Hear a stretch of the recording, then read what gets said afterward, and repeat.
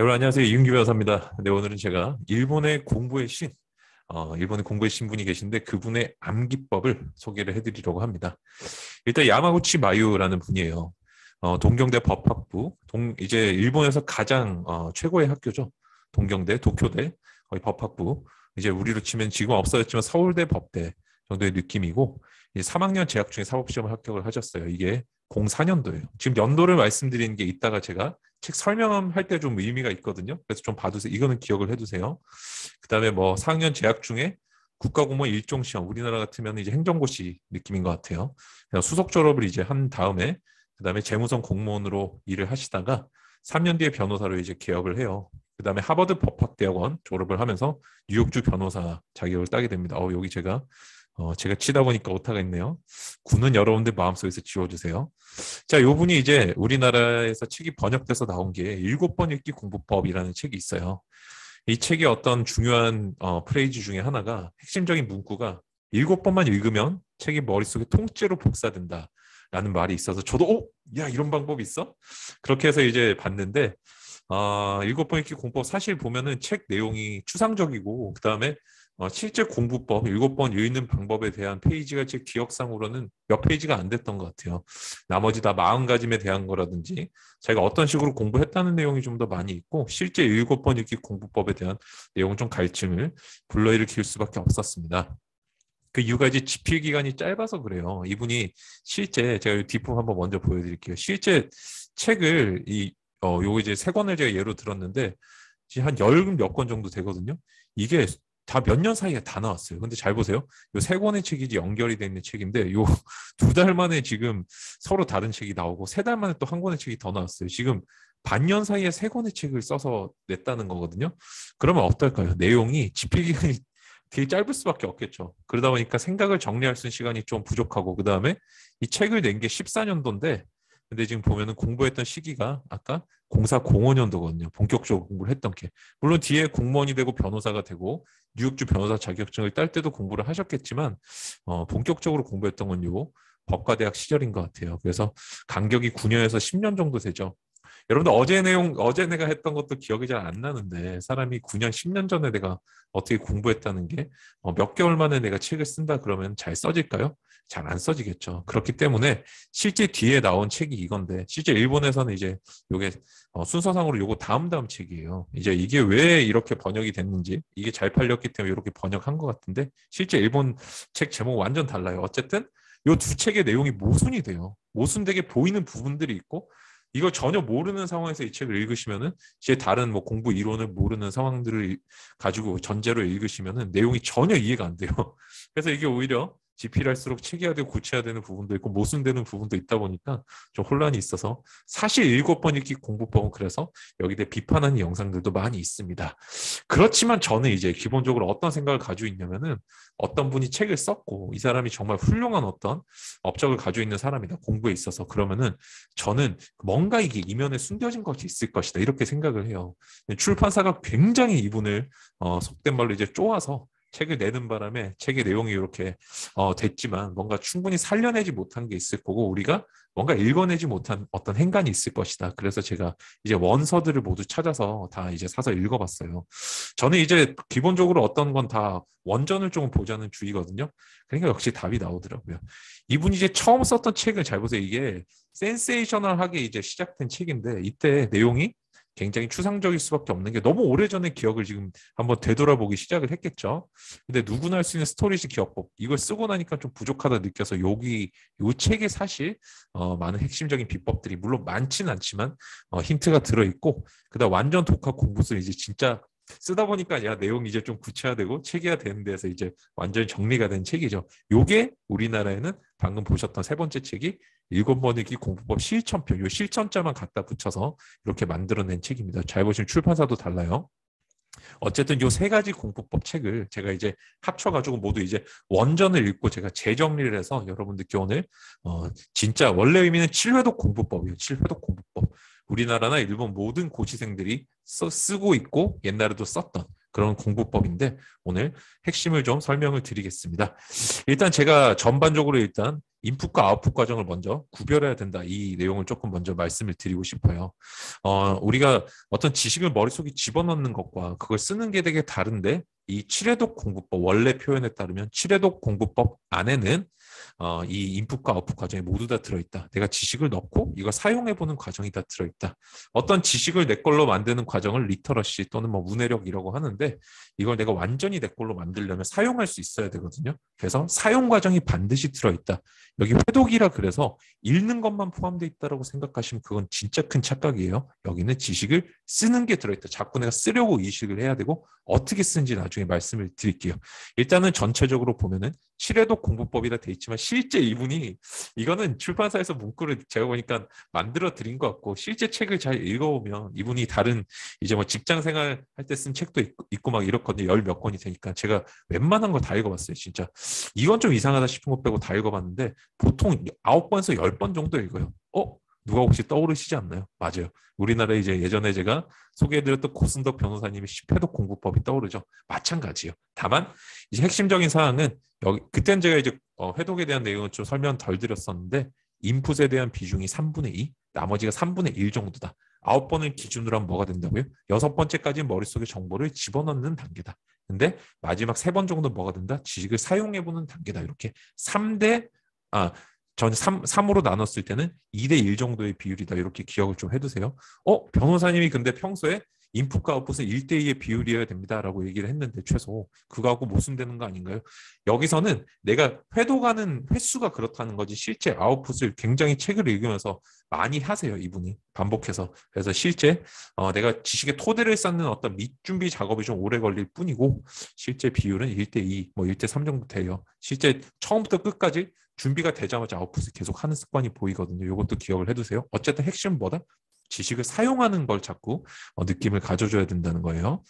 자, 그 다음에 이제 인풋의 핵심을 한번 들어가 보면은 제가 이제 준비한 게 인풋의 핵심 2가지, 그 다음에 지식을 유지하는 법, 아웃풋 이렇게 정리를 했어요. 인풋의 핵심 첫 번째는 성취동기 이론이라는 게 있어요. 애킨슨의. 말이 좀 어려운데 그다음 맥락암기법이라는 게 있어요. 실제 이 책을 볼 때 나와 있지는 않은 내용인데 제가 분석해봤을 때 제가 오늘 책을 옮기는 게 아니라 제가 분석한 내용들을 설명을 드리는 거예요. 아니면 제가 무슨 뭐 약간 책 홍보나 아니면 책을 그냥 따서 저작권 침해하는 게 돼버리잖아요. 그죠? 그게 아니라 제가 분석했을 때 이런 뜻인 것 같다라는 의미로 말씀을 드리는 거예요. 그래서 이분의 이제 인터뷰라든지 제가 영상도 죄다 찾아봤거든요. 제가 약간 그런 이제 팔 때 다 파보는 성격인데 그걸 오늘 정리해서 말씀을 드리는 거예요. 일단 처음 책을 읽을 때 여러분들 뭐가 제일 무서우세요? 내가 공부할 때라든지 아니면 뭐 교양서적 읽을 때 또는 내가 자기계발 서적 뭐 이런 거 읽을 때 뭐 소설도 마찬가지죠. 이때는 이 두꺼운 걸 내가 다 읽을 수 있을까 하는 게 가장 큰 어떤 나의 방해물이 돼요. 내 지식 습득에 있어서. 처음에는 성취감을 얻는 게 되게 중요하거든요. 성취감. 그다음 두 번째는 이분이 이제 책에서 정말 강조하는 게 나도 남들하고 똑같이 책을 읽는다. 언제부터? 4번째 읽을 때부터. 처음에 3번까지 뭐 한다? 바탕을 만드는 작업이 중요하고 이게 남과 나의 차이점이다라고 명확히 말하고 있어요. 그래서 처음에 한 3번 정도 읽을 때는 주요 내용을 파악하는 게 목적이 돼야 되고 이게 바로 맥락암기법이라는 겁니다. 제가 영상을 만들어 둔 것도 있으니까 한번 찾아보시기 바라고 어쨌든 처음에 내가 책을 대충대충 넘겨요. 진짜. 넘기는데 이렇게 있는 거예요. 이게 책의 내용이면 처음에 이렇게 요런 1번, 2번, 3번, 4번, 5번, 6번, 7번 정도의 내용이 있네 라고 이렇게 한번 보는 거예요. 처음부터 내용을 다 읽으면 안 돼. 세부적인 내용 이 줄글 다 읽는 게 아니라 내용이 달라지는 부분들 있죠. 이 부분만 보는 거예요. 그럼 어떻게 보면 될까요? 책을? 맞아요. 처음에는 목차라든지 이런 부분에 눈을 주면서 물론 의식을 안 해야 돼. 왜? 성취감을 얻어야 되니까.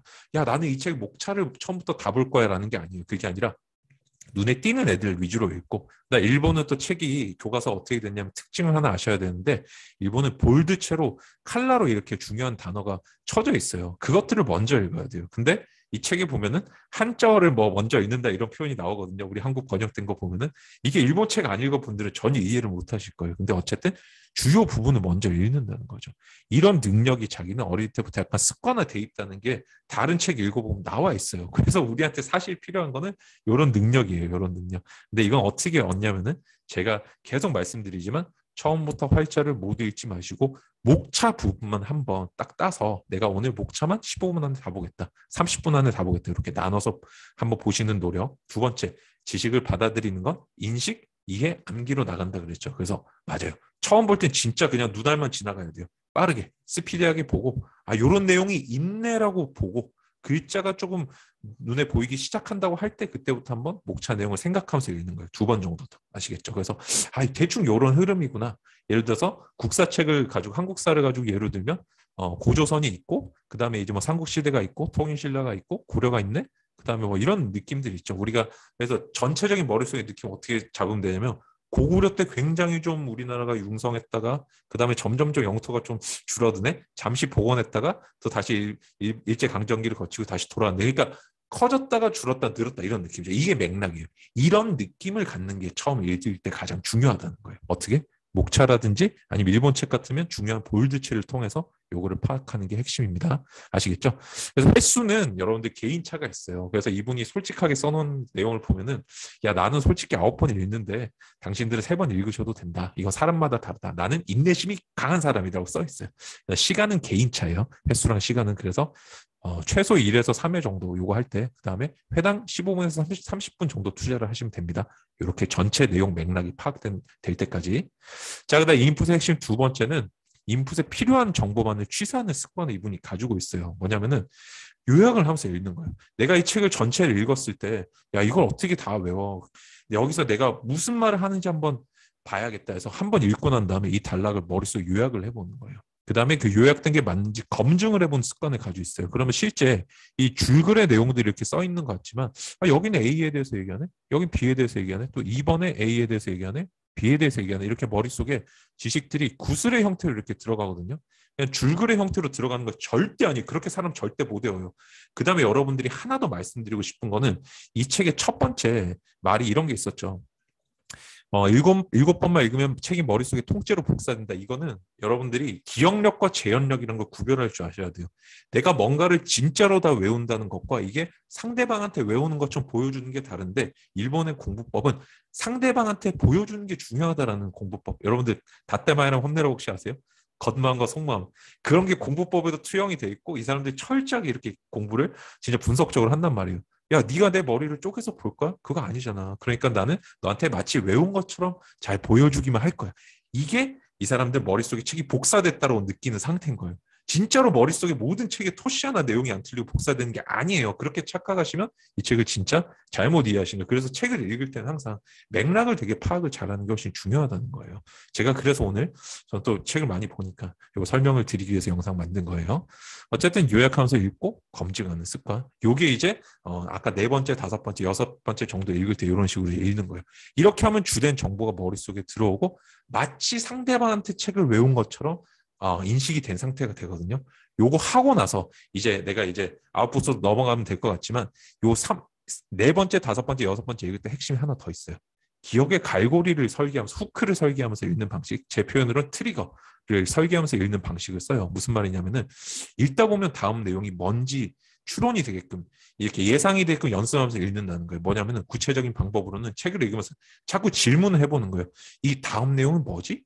이 내용은 뭐였지? 앞에 내용 뭐였지? 이렇게 물어본다는 거예요. 나를 쉴 새 없이 가만히 안 둔다는 거죠. 이게 사실 어디부터 들어있다? 아까 제가 인풋과 아웃풋의 비율이 1대2 정도 된다고 했잖아요. 잘 보세요. 처음에 3번 읽고 뒤에 나머지 6번 읽을 때 6번의 시작점이 4번째 읽기부터 자꾸 자기한테 질문을 해요. 이거 내용 맞니? 앞에 내용 뭐였어? 뒤에 내용 뭐가 나 이렇게 물어본다는 거예요. 이러면은 자동으로 아웃풋이 되거든요. 그러니까 비율은 결국 3대6이니까 1대2죠. 그죠? 아웃풋과 인풋의 비율이 이웃풋과 아웃풋의 비율이 1대2가 되는 거죠. 그래서 질문과 추론을 자꾸 하면서 읽는다. 그래서 이 3번째, 4번째, 5번째, 6번째 요약하며 읽고 검증하고 내용 질문하고 추론해보고 이렇게 이제 읽는 게 인풋의 핵심적인 방식이에요. 여러분들은 그냥 눈만 계속 이렇게 계속 왔다 갔다 하죠. 여러분 사람이 무슨 눈이 프린트예요? 그렇게 안 돼요. 그렇게 읽는 건 불가능하고 계속 이렇게 머리를 쓰면서 읽어줘야 돼요. 아시겠죠? 이게 일본의 또 이제 독서법 책들에 공통적으로 나와 있는 독서 스킬이에요. 그래서 제가 그런 책들을 읽다 보니까 야마구치 마유 씨는 마유상은 이런 식으로 책을 읽은 거구나라는 걸 이제 알 수 있었죠. 그다음에 기억의 유지라는 게 들어가 있는데 기억은 원래 머릿속에 집어넣고 유지시키고 이걸 아웃풋을 해내는 거거든요. 또는 아웃풋과 유지를 같이 하는 건데 유지 방법이 칠해독 공부법의 가장 큰 장점이죠. 여러 번 반복해서 보면 기억이 오래 남겠죠. 그죠? 다만 책 서술상으로 좀 모순된 점이 있어 보여요. 무슨 말이냐면은 내신 시험 칠 때는 이렇게 했어요. 한 번에 7번을 몰아서 봤다. 근데 앞에 책 원래 이제 사법시험 때를 떠올리면서 쓴 책에 뭐라고 써 있냐면은 한 번 보고 시간 뒀다 다시 봤다 이렇게 써 있어요. 두 개가 모순되는 것 같죠. 몰아서 7번을 봐야 되는지 또는 기한을 뒀다가 7번을 봐야 되는지, 그죠? 이렇게 좀 다른 것 같지만 이거는 시험 종류에 따라 다른 거예요. 이것도 맥락을 모르면 여러분들이 이해가 안 돼. 상황을 모르면. 내신 시험은 내가 반복해서 볼 만한 기간이 그렇게 막 사법시험처럼, 사법시험에 비해서는 그렇게 기간이 많지가 않죠. 시험을 막 4달, 5달 준비하는 게 아니잖아. 1년 준비하는 게 아니잖아요. 내신 시험, 그죠? 학교 시험 같은 경우는 기간이 짧기 때문에 몰아서 7번을 하고 그 이후에 무한 반복을 하는 거죠. 이렇게 이해가 돼야 되고, 사법시험 칠 때는 텀 자체가 길기 때문에 어떤 한 과목 보고 좀 쉬었다고 다른 과목 보고 이렇게 여러 과목을 끼워서 봤다. 그래서 여러분들도 내가 치는 시험에 따라서 만약 내가 내신 시험 치고 시험 기간이 짧다 그러면 어떻게 한다? 몰아서 7번을 읽으시는 거예요. 순서를 나눠서. 그 다음에 만약 다른 어떤 국가 공무원 시험이라든지 변호사 시험, 행정고시 이런 걸 치시는 분들이면 텀이 좀 많이 주어지는 시험이면은 그때는 중간중간 꼭 스페이스를 넣어서 이제 스페이스 이펙트를 이용해서 에비마우스 망각 곡선 아시죠? 기억이 떨어질 때쯤 끌어올리는 방식으로 자꾸 봐주셔야 된다는 거 아시겠죠? 느낌 오셨을 것 같고, 그 다음에 이제 아웃풋. 아웃풋의 핵심은 선추론 후 읽기, 후 확인 이렇게 보시면 돼요. 내가 어느 정도 머릿속에 지식이 들어온 것 같아 라고 이제 생각이 들어요. 그럼 나머지 이제 2번 내지 3번 정도 어떻게 읽냐면 내가 다음에 나올 내용을 추론하면서 읽는 거예요. 뭐가 나오겠지? 맞네? 틀렸네? 틀리면 어떻게 한다? 그 부분 체크하고 그 부분만 다시 반복해서 계속 읽는 거예요. 돌아오면서. 이게 우리나라 고시생들도 사실 다 쓰고 있는 방식인데 다만 이렇게 표현하기가 어렵고 합격 수기엔 그냥 여러 번 봤다라고만 써 있어서 설명이 안 돼 있었어요. 물론 우리 야마구치 마요 선생 책에도 이제 좀 간략하게 써 있었는데 제가 이렇게 분석을 해서 말씀을 드리는 겁니다. 참, 그래서 제가 이제 7번 읽기, 정확히 원래는 이제 초속 빠르게 취례독 공부법이라는 책인데 제가 오늘 이제 분석을 해서 좀 소개를 해드렸습니다. 여러분들도 사실 이 책을 읽으실 때 굉장히 좀 어려움이 좀 많으셨을 거라고 생각이 들어요. 그래도 오늘 제 영상 통해서 이런 이유들이 있었고 이런 게 좀 생략돼 있었구나, 이런 거를 좀, 그런 원리들 좀 캐치해 가시면서 여러분들 공부에 좀 도움이 됐으면 좋겠습니다. 감사합니다. 여러분, 이상 이윤규 변호사였습니다.